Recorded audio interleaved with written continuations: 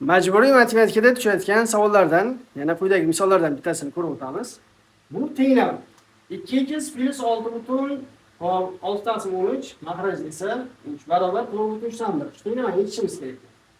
Hop, bunaqa misol yechmoqchi bo'lsak, 2x plus 6 taqsim 13 mahrajni 3 o'zini yozib olamiz. Barobar. Noto'g'ri kasrga o'tib olsak, 4ni 3 ga ko'paytirib 1 qo'shsak, 13 taqsim nima bo'ladi? 3. Mahrajlari bir xil bo'lgani uchun tashlab qo'ysak bo'ladi.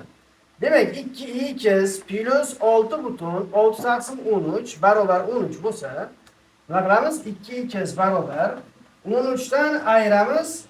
Hop, 6 taqsim 13. 13 dan 6 ni ayiradigan bo'lsak, hop 2x barobar necha bo'ladi bu? 7. 7 butun hop minus 6 taqsim 13. Endi bu yoqqa 13 ga umumiy mahraj beradigan bo'lsak, 91 dan 6 ni ayirsak 85. Mahraj esa nima ichiga 13. Hop, x barobar mana bu 2 mahrajga tushadi. 85 taqsim necha bo'ladi? Hop, 26. Ya'ni 2 bu yoqqa bo'lish bo'lib tushadigan bo'lsa 85 taqsim 13 ga 2, ya'ni 26 bo'ladi. Buni noto'g'ri kasrga o'tadigan bo'lsak, 3 butun 26 dan, ya'ni 78 ga nechini qo'shishimiz kerak? Hop, 7 ni. Demak, 3 butun 7 taqsim 26 degan javob. Demak, C javob ekan. Hop, videomiz yoqqan bo'lsa, videomizga bitta like bosib, kanalimizga a'zo bo'lib qo'yamiz.